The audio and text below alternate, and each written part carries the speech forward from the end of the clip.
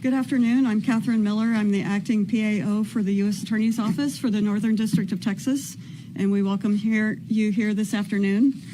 At the podium today is Nancy Larson, the acting U.S. Attorney for the Northern District of Texas, and she's joined by Joseph Rothrock, the Special Agent in charge of the FBI, Dallas.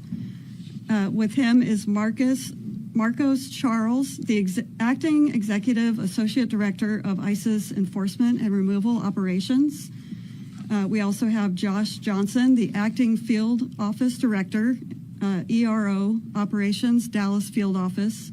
Travis Pickard, Special Agent in charge of HSI, Dallas. And Benny Mims, Special Agent in charge of ATF, Dallas. At the back, I will be putting a sign-in sheet for all media. So please, before you leave, add your information so that we have that. And following the remarks, we will have a brief period for questions and answers. Please remember to identify yourself and your media affiliation when you ask a question. And with that, I'll turn it over to Acting U.S. Attorney Nancy Larson. Good afternoon, everyone. Thank you for being here today. This is the third time in my short 4-month tenure as the acting United States Attorney for this district where we have suffered violent attacks and threats at ICE facilities. First, you'll recall July 4th, 2024, the violent attack on the Prairie Land facility in Alvarado, Texas. The second occurred on August 25th, 2024, when Bratton Dean Wilkinson, who stands charged by federal complaint, pretended to have a bomb. He showed up at the ICE facility with a backpack and something that looked like a detonator on his wrist and threatened the facility.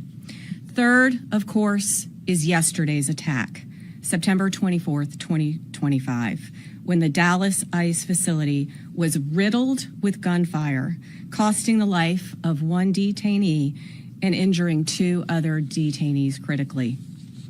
Initially, I want to commend the cooperation of the Dallas Police Department, the Dallas County Sheriff's Office, the FBI, the ATF, ICE, and HSI for their swift and decisive response to this crime. Members of these agencies quickly secured the scene and the evidence and worked tirelessly to determine any continuing threat. Due to their efforts, it did not take long to ascertain the identity of the shooter, who was deceased by a self-inflicted gunshot wound, and that he very likely acted alone. His name is Joshua Yan, 29, of Fairview, Texas. Let me just review a very brief summary of the timeline of yesterday's attack. We believe at some point around 3 o'clock in the morning that the suspect was seen driving on footage with a large ladder on his car. And we believe that that is what he used to position himself on top of the building. The shooting itself started at approximately 6:30 a.m. After the shooting started, Dallas Police Department arrived en masse, secured the scene. Law enforcement officers found the sniper dead. They found bullets on the rooftop, one of which was labeled with the words anti-ICE. That morning, gunshots sprayed the length of the building, the windows, and law enforcement vans that were in the Sallyport area. Detainees were struck by these bullets. 1 was killed, 2 were wounded, and both of them are undergoing treatment. Shortly thereafter, the FBI began its meticulous work at the crime scene. At the same time, we obtained and executed multiple search warrants yesterday for devices and locations associated with the sniper. FBI agents executed a search warrant at the sniper's residence yesterday, and there found a collection of notes. First, I want to point out that one of these notes or papers the sniper explicitly states, "Yes, it was just me." That statement appears to be correct at this point in the investigation. Notably, these loose notes included a game plan of the attack and target areas at the facility. He called the ICE employees people showing up to collect a dirty paycheck. He wrote that he intended to maximize lethality against ICE personnel and to maximize property damage at the facility. He hoped to minimize any collateral damage or injury to the detainees and any other innocent people. It seems that he did not intend to kill the detainees or harm them. It's clear from these notes that he was targeting ICE agents and ICE personnel. The tragic irony for his evil plot here is that it was a detainee who was killed and 2 other detainees that were injured when he fired into the Sally Port. He also hoped his actions would give ICE agents real terror of being gunned down, and he did this to induce constant stress in their lives. He hoped his actions would terrorize ICE employees and interfere with their work, which he called human trafficking. And this, what he did, is the very definition of terrorism. Again, his notes reveal, yes, it was just me and my brain. And he said, good luck with the digital footprint. And of course, we take this to mean that he deleted evidence from his devices. His words were definitively anti-ICE. That said, we did not find evidence of membership in any specific group or entity, nor did he mention any specific government agency other than ICE. Among his papers, though, was a handwritten note in which, in crude words, he expressed his hatred for the federal government. Finally, I want to address the heroism of our federal agents yesterday. While under fire, ICE agents and ATF agents who were also present in the facility's Sally Port area worked together to remove detainees from the vans and get them to safety while the bullets were flying. These agents were heroic, clearly willing to lay down their lives to save the lives of the detainees in their custody. And that's an extremely important point to make at this point in time. I want to express my deepest appreciation for the bravery of these law enforcement officers yesterday and every single day that they go out there to keep us safe. I'll now turn it over to FBI Special Agent in charge of the Dallas Field Office, Joe Rothrock. Thank you.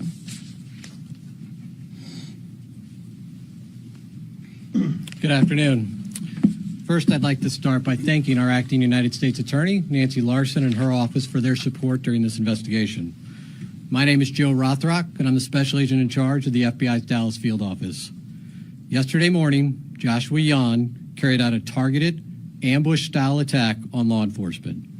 Today, I will provide you with some updates of what we've learned through our investigation to date, to include Yan's own words in his handwritten notes. Yan specifically intended to kill ICE agents. He fired at transport vehicles carrying ICE personnel, federal agents, and detainees. He also fired multiple shots into the windows of the office building where numerous ICE employees do their jobs every day. We now know that Yan engaged in significant high degree of pre-attack planning. He searched for information about the office building and how to track ICE agents' locations. Yan also acknowledged the potential for other casualties. He knew with a high likelihood ICE detainees would be transported that morning in the exact location where he was facing from his perch on a nearby rooftop. Yan's attack did in fact result in the tragic death of one detainee and the injury to 2 other detainees.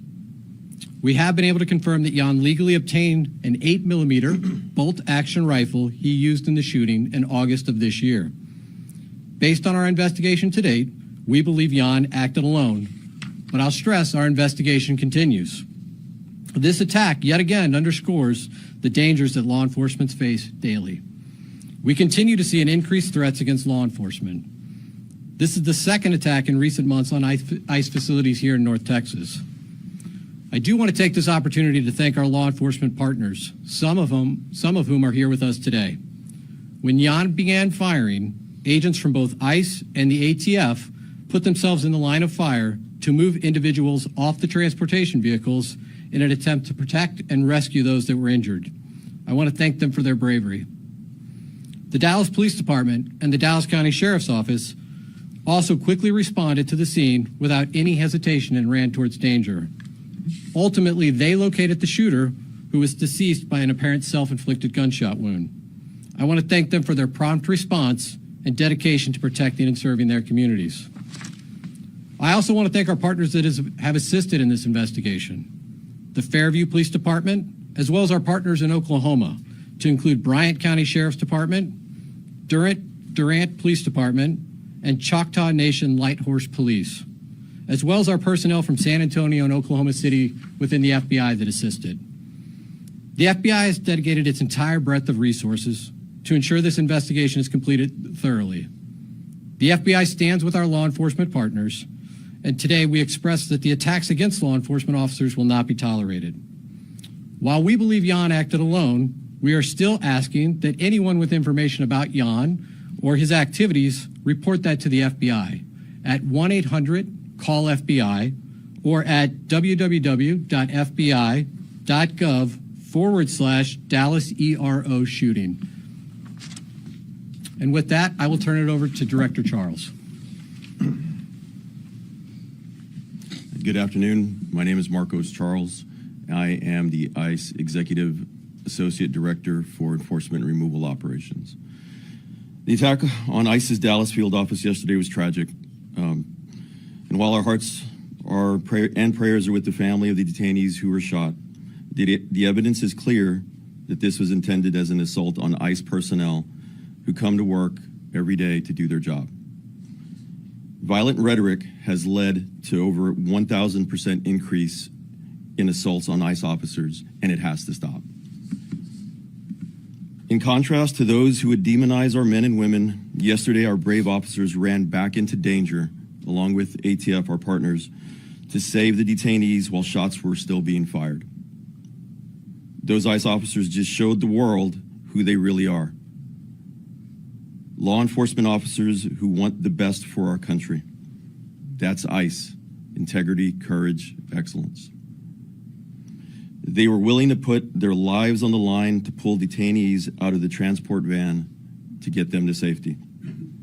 They are heroes, and I hope the media has the integrity to shine a light on this story.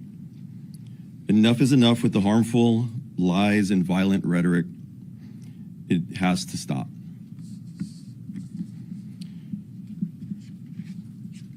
The shooter used the ICE tracking apps. Anyone who creates or distributes these apps that is designed to spot, track, and locate ICE officers are well aware of the dangers that they are exposing to law enforcement. It's a casting call to invite bad actors to attack law enforcement officers. It's no different than giving a hitman the location of their intended target, and this is exactly what we saw happen in Dallas yesterday. The media has been amplifying these apps even as we warned them it would only lead to more attacks on law enforcement. We truly wish we didn't have to say, "I told you so," but here we are. ICE continues to prioritize the safety and security of our personnel, detained aliens, and facilities. We will do everything possible to increase security to counter the increased wave of these lethal attacks. Again, we call on those who foment violence and vilify our law enforcement officers to cease the dangerous rhetoric. We also call on law-abiding Americans everywhere to report any suspicious activity. The individual that was out there yesterday shooting at our agents and our officers was trying to take the lives of law enforcement people doing their job. Instead, he killed a detainee and shot 2 others. That is something that's unacceptable. The rhetoric that's out there on social media, the rhetoric that is being said by some community leaders in other states needs to stop. There's been an increase in violence against ICE agents, not only in Texas and Dallas, but across the country in violent protests. Again, I ask everybody to just stop. Thank you. So we're going to open it up to questions now. So if you have a question, we'll direct it to the appropriate person. You're free to. Sean Murphy with the Associated Press. Can you tell an estimate of how many shots were fired and how he was able to get those off so quickly with the bolt action rifle? Yeah, so how I'll answer that at this point, again, I'll just remind you, this is an ongoing investigation. The ICE facility, the ICE office, really, it is a business office. This is where business is done on a daily basis by our partners at ICE. That is still an active crime scene. We still have personnel out there. As I mentioned earlier in my remarks, we brought in resources from San Antonio, Oklahoma City, obviously our own FBI resources here in Dallas, as well as folks from our lab, because we are going to do a thorough and exhaustive investigation and make sure that we have a full accounting of all the evidence that's at that scene. Again, those efforts are ongoing at this time. I'm going to go here real quick.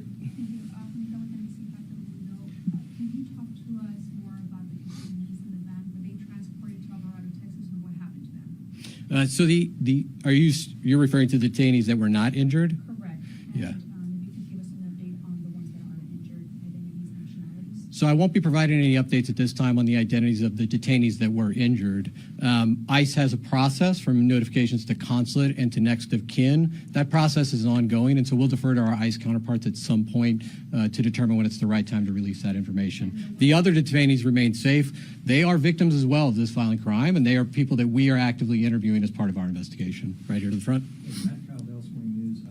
Ms. Larson had referenced anti-government, anti-federal government statements that Mr. Yan had made. Is there any more information y'all can release about what exactly was in those writings? The clearest motivation for this attack are his own words. In his handwritten notes, he says, "I want to cause terror." He doesn't want to just impact the ICE agents and the law enforcement agents that were carrying out that mission yesterday. He wants to impact ICE agents and law enforcement across the country. Again, his words, cause terror for those employees across the country. Look over here. Shannon Miller with NBC DFW. Any indication how long the suspect had been planning this attack? Well, this is, again, as I referenced in my remarks, this is significant pre-planning months in advance. We know that he obtained the firearm in August. We also know that he was looking at a number of DHS facilities, and he had downloaded that information. He was looking at the apps, as my counterpart mentioned, to see where ICE agents would be. So this was not something that just occurred yesterday. It came to a conclusion yesterday, but this is something months in the making. Priscilla Thompson with NBC Network News. From what we have heard, this person was not particularly political. Was there anything that you all have found in terms of an inciting incident that led him to commit this attack? Unfortunately, the challenge with these mass casualty incidents is people can be motivated to violence by any number of grievances. In this case, the clearest indication of motivation are his own words. He wanted to cause terror. He wanted to harm ICE personnel. Ma'am. The deceased shooter, did he have a relation with somebody who had been detained by ICE or mistreated by ICE for him to act this way? Again, the clearest motivations at this point are the harm he wanted to cause to ICE. We're not aware of any specific relationships he had with anybody in detention. But again, our investigation's ongoing. We're going to unturn every stone here. And so that continues. Sir. Omar Villafranca with CBS News. Secretary Noem has asked for increased security at ICE facilities across the country.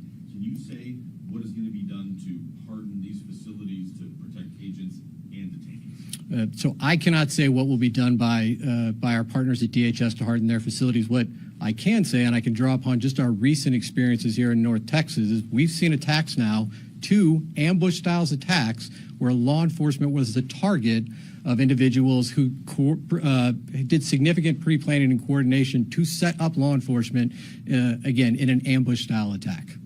But anything that they physically are going to do for these facilities, since they're still operating, to protect them? There's still no barrier up or anything like that at this facility. I would need to refer to my partners from ICE from that. Yeah, so currently we're looking at hardening some of our facilities.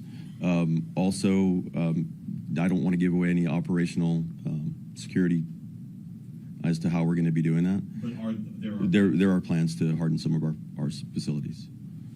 Back there. Robbie Owens, CBS News, Texas. Were the Yan family immigrants? Mr. Yan was not an immigrant. He was a United States citizen. He was here legally. I won't be going into the details on anybody other than Mr. Yan at this time. Ma'am. You talked a little bit about the ICE agents, or the agents that were there at the location that helped him once shots were beginning to fire. Can you give us some more perspective on what the situation was with the detainees that were in the vans? Were they handcuffed? Were they shackled? Why weren't they able to get out of the vehicle by themselves? Again, these were individuals that were detained by law enforcement. There were multiple transport vehicles at the facility at that time. Again, what I would stress at this point is under gunfire, multiple federal agents, ran into that fire to remove these individuals and to attempt to, render life-saving aid under, the most dire circumstances. Just for clarity, they were restrained.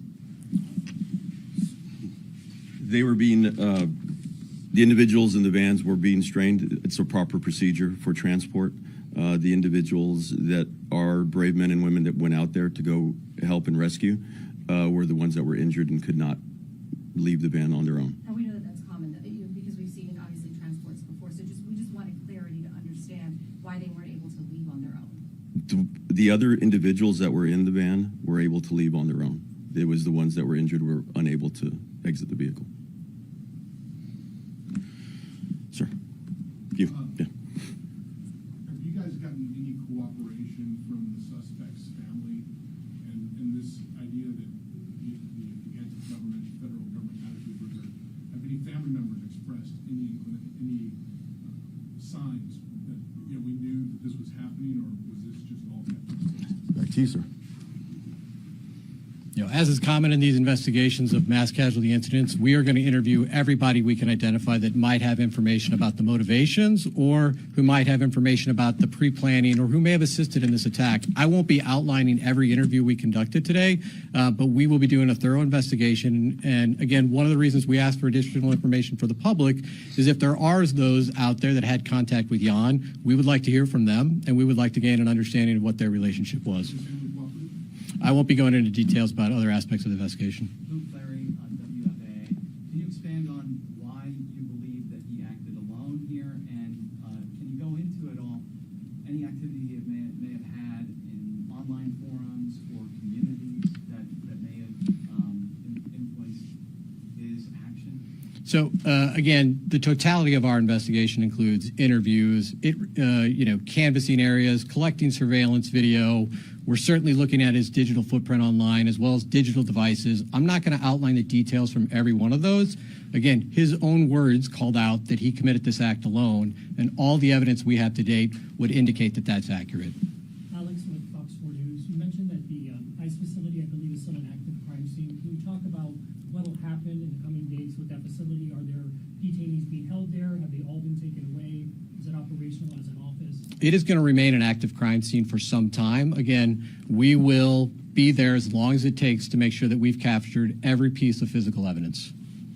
Emma Ruby with the Dallas Observer. You mentioned the one bullet that was found with kind of ideological writing on it. Have any of the bullets found around the scene had any writing on them, or is it just the one? Again, active crime scene. We're still collecting physical evidence. Jim Schultz with ABC News. Around the crime scene, when this car was actually being towed, there was some writings on that vehicle. Can you give us a sense about what those were and how they play into your investigation? So the vehicle was searched as part of our investigation. I don't have additional details to share with you now about any writings, but certainly if we have updates, we'll provide those in the future. Ma'am. Ashley Killa with CNN. Y'all mentioned that he used a ladder to position himself. Did he use the ladder to get on top of the roof, or is that where he? Yeah, that's Is that where his body was found? He was found on top of a neighboring roof. We believe he used the ladder to access that roof. Sir. With Fox News Channel, was suicide part of this plan all along, or was he cornered by law enforcement? His handwritten notes indicate that he did not expect to survive this event. Sir. Kevin Reese, WFAA. A personal question, if you would dare. Can you explain to people in this climate, what it's like to be an ICE agent right now? As I had said, the ICE officers that are out there right now, you've seen them in the, multiple times on the news. They're out there doing their job with courage and honor. Yes, there is a heightened sense of security for everybody, not only at work, but for their families, for their loved ones, mainly because of the doxing that's going on and the violent rhetoric that people have been perpetrating. Mr. Charles, while you're up there, can I just follow up to that question and ask, of the agents that did respond on that day, or yesterday morning, can you tell us what they were wearing at the time? Because I know sometimes ICE agents do and don't have bulletproof gear on. Can you give us an idea of how they responded, what they had on them at the time? So they're wearing their normal gear, and it was not only ICE agents; it was ATF agents also that went out there and heroically came out and under fire went to rescue those individuals. Have you spoken to them? I have spoken to one of them so far, but I haven't spoken to others. They're doing okay. All right, we have one more question about the immigration status for those individuals who were injured. What's their immigration status is it going to change? Maybe perhaps even those who were in the van, ACU. The individuals that were in the van will be going through due process, and they'll go through the whole immigration proceeding. So I'm not going to go into what their status is currently. And those who were injured? Same thing. All right, folks, we have time for one more question. Can you When- please tell us where the papers were found? Fairly locally. That one's for you. So again, I'm not going to detail every aspect of the case. We did search his residence, and that is where we found the handwritten notes. And that's all the time we have for questions today. When we have more updates, we'll come back.